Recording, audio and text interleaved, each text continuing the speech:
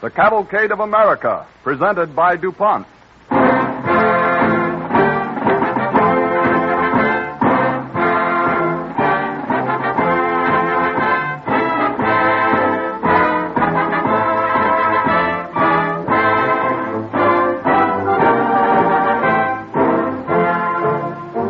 In the long line of noble and distinguished men and women in the Cavalcade of America, there is one who has been called a perfect citizen.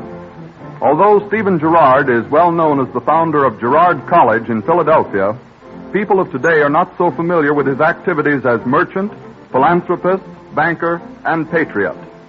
Stephen Girard worked always for the good of the general public. Similarly, research chemists are working for the public good. The many luxuries that we of today call necessities, such as automobiles, telephones, airplanes, and the like, would never have been perfected if it hadn't been for the contribution made by the science of chemistry. Throughout the country today, we find men unselfishly and sincerely in chemical laboratories working to provide us with the comforts and conveniences of life which are summed up in the DuPont pledge: better things for better living through chemistry.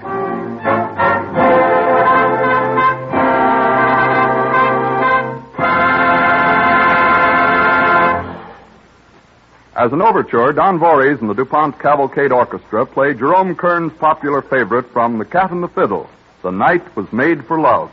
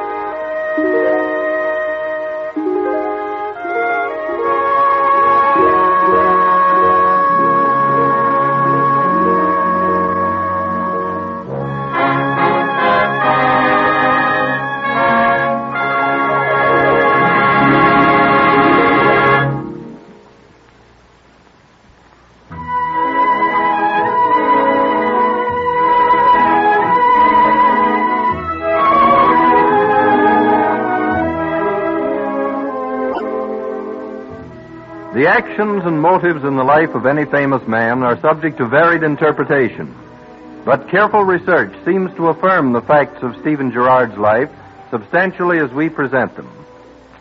Stephen Girard was born in France in 1750. Our story begins in the year 1764 when he was 14 years of age. At Bordeaux, a seaport of France, young Stephen Girard is watching a small sailing vessel loading at a wharf.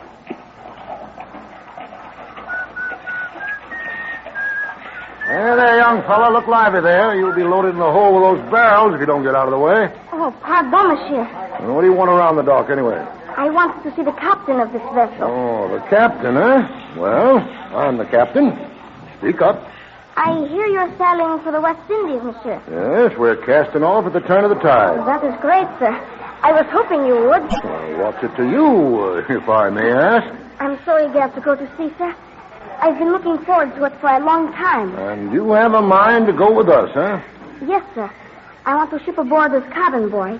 Now, how do you know I need one? I keep my ears open, sir. Well, even if I do need a cabin boy, I need a good one, and you're only a half-pint lad. I'm 14, and I'm strong. See, sir? Look at my arm. No, boy. I'd rather be short-handed than lose the use of another man who would have to keep an eye on you. I can keep an eye on myself, sir. Yes, but you only have one eye. You seem to be blind on the right side. But they say I can see more with my one eye, sir, than most men can with two. Well, you seem likely enough and set on going. Yes, sir, I am. And I do need a cabin boy, and... Wait a minute now. I'm not getting into any trouble with your folks helping you to run away to sea, am I? No, sir. My mother's dead. Oh, so you're an orphan, huh? Well, almost, sir. My father's a merchant and an officer in the Naval Reserve. Well, no wonder you've got a mind for the sea. Yes, sir. And I've even got a little money to buy a share in the cargo. Well, if you were set on being a merchant adventurer, you come along then and be done with it. So come on now, get on board and stow you done it. Aye, sir. Right away, sir. Wait. What's your name? Stephen Girard, sir. And thank you.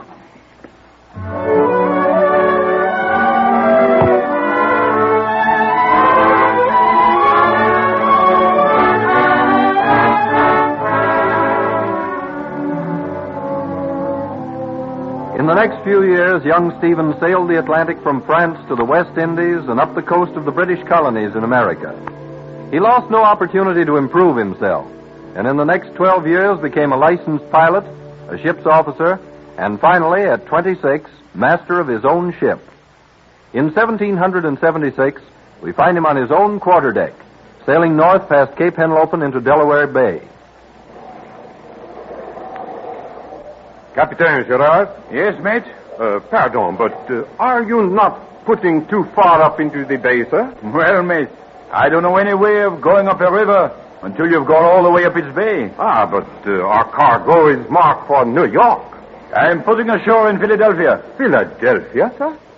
Why, what will your shippers say? They'll say thank you and lucky to get the cargo landed safely. I did not realize the ship was so badly battered in that Cape Hatteras storm not to make New York. The storm was bad enough, but there's worse lying ahead.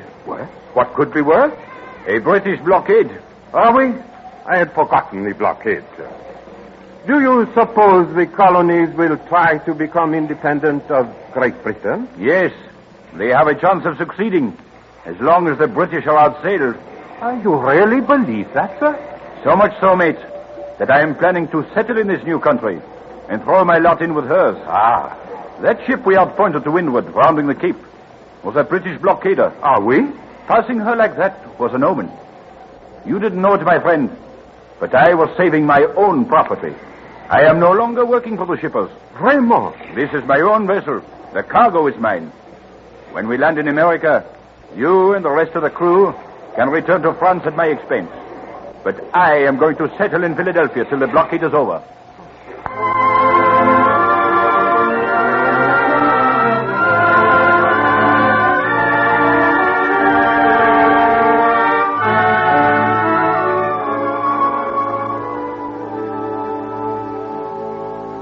For a time, Girard settled at Mount Holly, New Jersey. Then he opened a store in Philadelphia. Gradually, his business grew, and he yearned for peace, so he could again send cargoes to sea in his own stout vessels. One day in the spring of 1777, Girard is browsing around a shipyard on the banks of the Delaware. It is warm, and he is thirsty. At a pump nearby, he sees a young woman.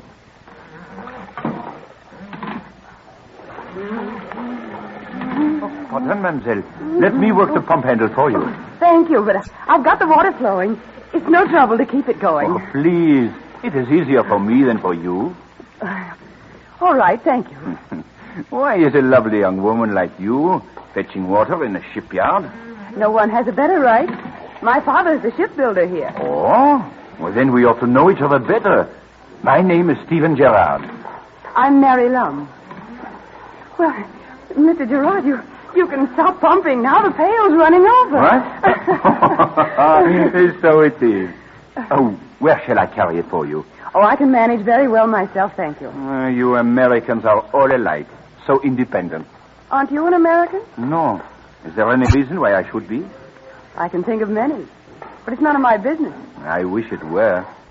I can think of one thing that would make an American of me. What's that? If I had a home here. Why haven't you? It needs a wife to make a home. There are plenty of girls in America who can do that. I only look for one. Well, sir, I hope you find her. I have a strange premonition that perhaps I have.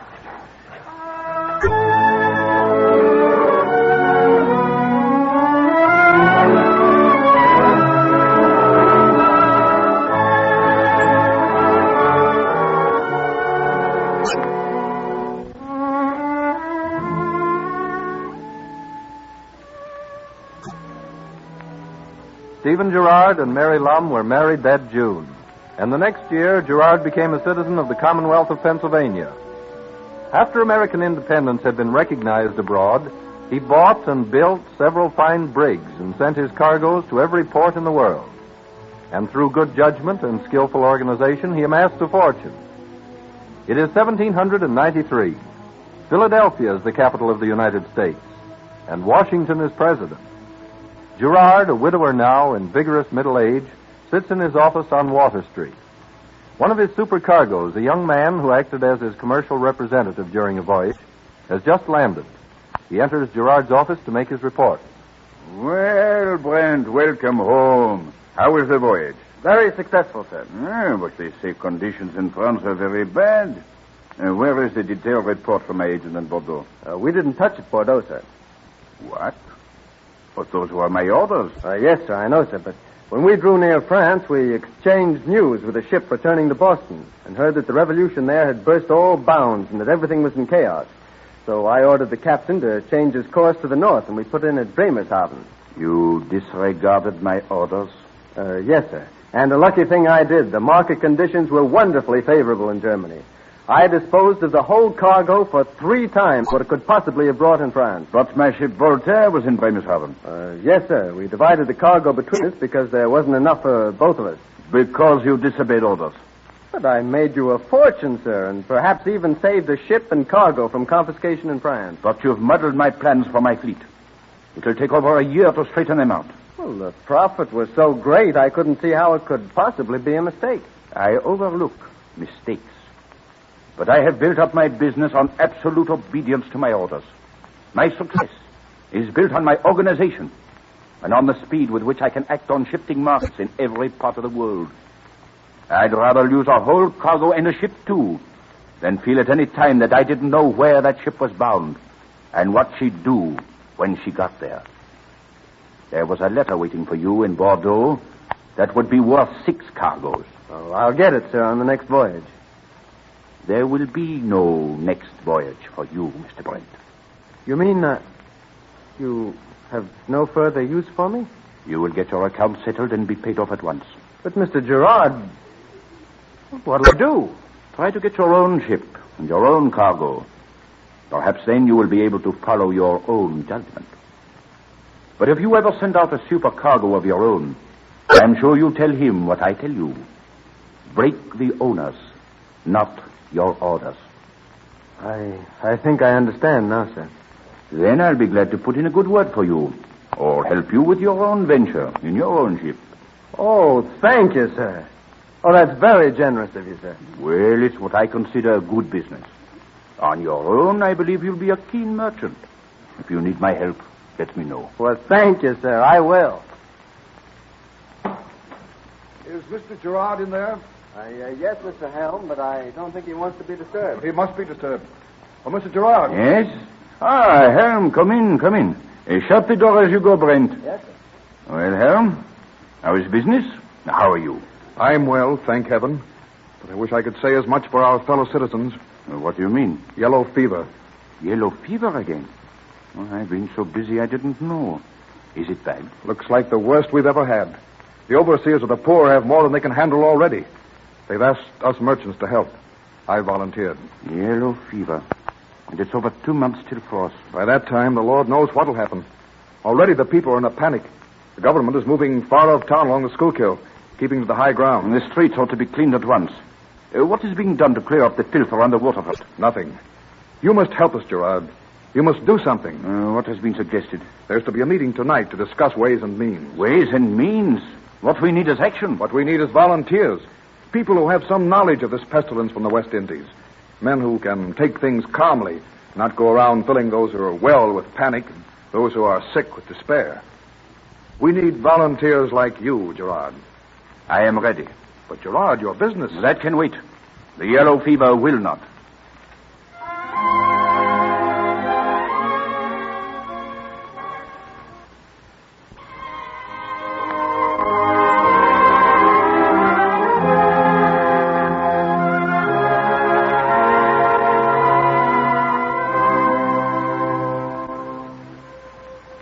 On September 12th, a special meeting of citizens organized an emergency committee of 21 to augment the overworked overseers of the poor. Stephen Girard volunteered for the most dangerous work of all, the management of the city hospital on Bush Hill, or the pest house as it was called. In his usual efficient, practical way, he immediately orders many changes made in the treatment of the sick, and this quickly brings a protest from William Curry, a member of the committee. Mr. Girard, I must protest against your giving orders for the treatment of the sick. Indeed, Curry. I was not aware that you were opposed to their being cured. Why, of course, I'm not opposed to that. I'm opposed to your methods. My dear sir, that is heartless. I have spent many years in the West Indies, whence this horrible sickness comes to us. Perhaps carried by your own ship, sir. Yes, perhaps by my own ships. And because our waterfront is filthy and neglected, the fever breeds easily there and spreads. Like any contagion? Yellow fever does not spread by contagion. How then does it spread? I don't know. But in the Indies, we know it is not contagious. You are wrong. It is so contagious, it can be caught at a distance of 10 feet. The doctors say... They can say 1,000 things I can't prove are wrong, and they can't prove are right. Meanwhile, nothing would be accomplished. It isn't decent for us to quarrel when so many people are in agony. Then you persist in ordering this treatment here? No. I merely forbid harassing and disturbing poor people that are fighting against the ravages of this malignant fever. I must still protest against a mere merchant giving orders to physicians in a hospital. This is an emergency. I shall take this up at the next meeting of our registered physicians. As you wish. And meanwhile, please notify them that I am appointing Dr. Jean Devez as head physician on the hospital staff. Who is he? I never heard of him. You will, Curry. He is a refugee from the late uprising in San Domingo. And he knows more about yellow fever than all of us put together. But he is not a Philadelphian. You can't put him in charge of our staff. They'll resign.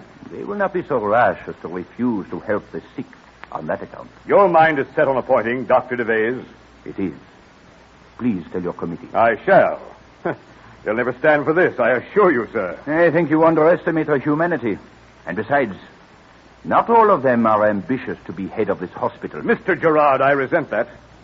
Please be so good as to accept my resignation effective immediately. My dear Curry, I shall do nothing of the sort. Nor can you. And why not? Because, sir, from our duty to our fellow men, no man can resign.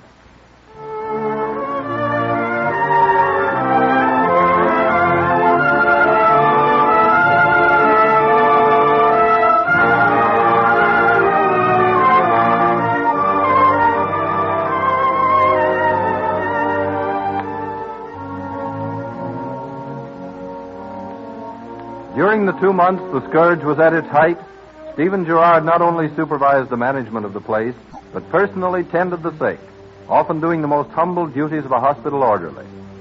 When the danger had passed, he returned to his neglected business. He built new ships, bought real estate, and extended his banking connections. One morning in the spring of 1810, his fellow citizen David Parrish calls on him. Good morning, Girard. Hello, Parrish. What brings you downtown so bright and early? Because I knew I'd find you at work no matter how early I got here. Don't you ever rest? No. I spell rest with a U. To rest is to rust. Haven't you money and power enough? It isn't the money I'm after, it's sleep. I work hard so I can sleep at night. It's a habit I learned as an orphan. I had no other education but work. Well, I hope you're not too occupied with business this morning. But I am. I have just received a dispatch from Amsterdam. What's the news? Napoleon has annexed Holland. What? Well, then all Europe is closed to our commerce. Yes.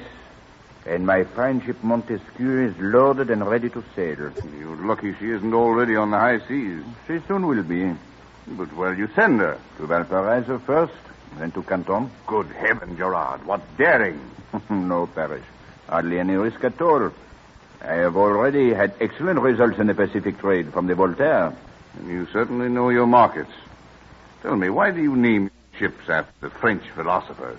I admire Voltaire, Montesquieu, and Rousseau above all men. Because they're Frenchmen? No. Because they had the vision that we in America have made a reality. Don't you intend to go back to your native land when you retire? Why should I? I am an American citizen by choice, and I'll die one. Well, I have news that may make you change your mind. You cannot bring me any news that will do that. Remember our petition to Congress about renewing the charter of your United States Bank? Yes, of course. Well, the petition has been denied.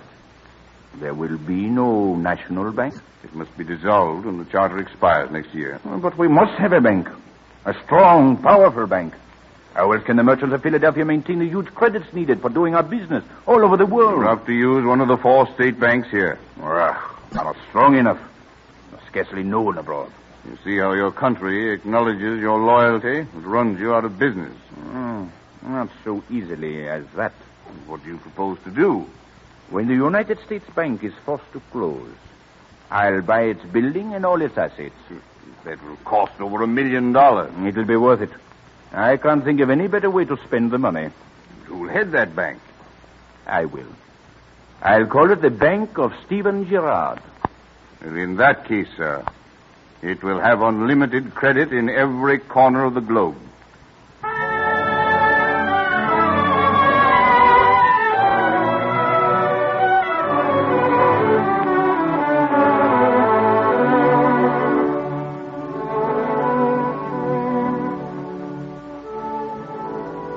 The immediate and great prestige won by Stephen Girard's bank naturally invited the envy and hostility of the 4 principal banks in Philadelphia. They tried the law to close him out, but the state courts upheld his right to engage in private banking. In 1812, the United States government tried to float a huge loan. The loan failed dismally, and the government was in a bad position. The Secretary of the Treasury at that time is the famous Albert Gallatin. Early in April, Stephen Girard and his friend David Parrish enter Gallatin's office and are stopped by a clerk. Is there anything I can do for you, gentlemen? We want to see the Secretary of the Treasury. Your names, please. David Parrish and Stephen Girard. Oh, yes, sir. I'll tell him at once, sir. Please, take chairs. Thank you. Excuse me.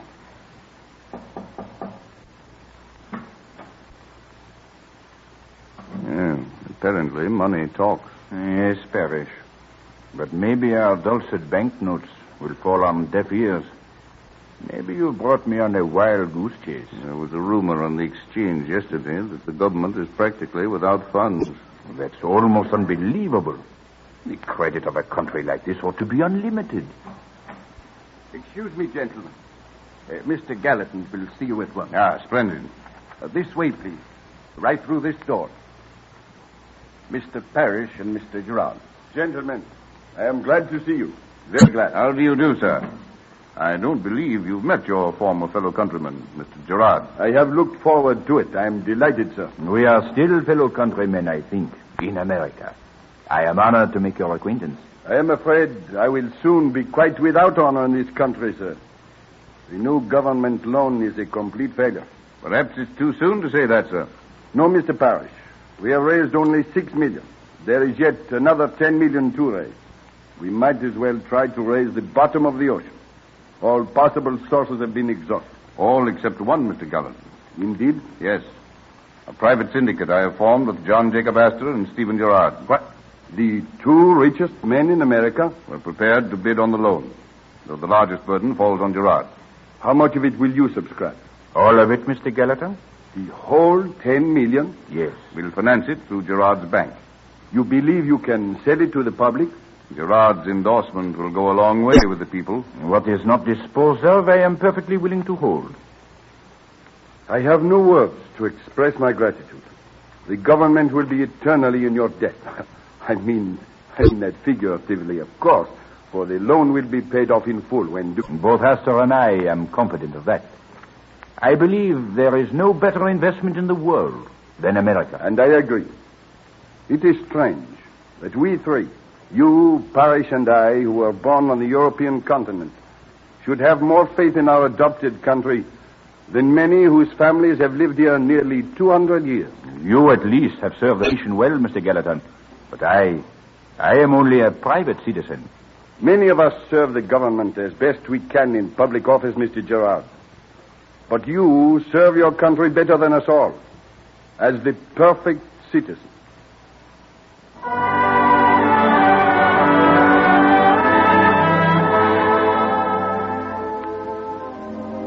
When Stephen Girard died in 1831 without wife or children, he left an immense fortune and the result of his extraordinary judgment and endless labor to be used for the good of the general public. Today, Girard College in the city of Philadelphia stands as a lasting and living monument to its founder, whose life of service and devotion to the public good still lives after him in the lives of others. As an ideal citizen and loyal American, he holds an honorable place in the cavalcade of America.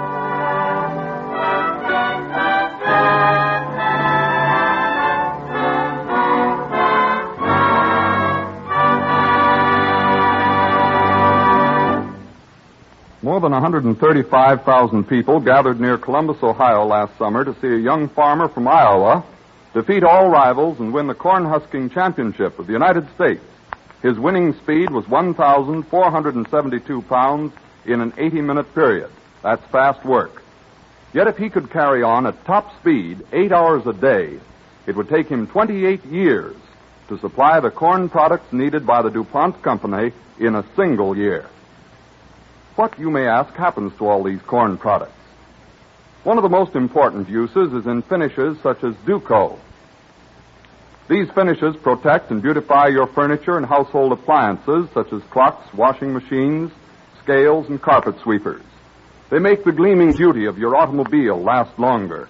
They serve business on all sorts of office devices such as typewriters, bookkeeping equipment, and cash registers. Chemists have developed more than 100 commercial uses for corn products, ranging from the dry ice that keeps your ice cream from melting to dynamite, that mighty worker that builds our dams and tunnels, drains swamps, mines coal and ore, and clears fields of stumps and boulders.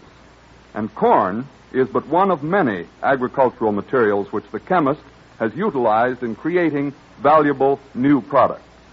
For example, every year, DuPont turns more than 65 million pounds of cotton and cotton linters into plastics, photographic film, and other articles that don't even remotely resemble a piece of cloth.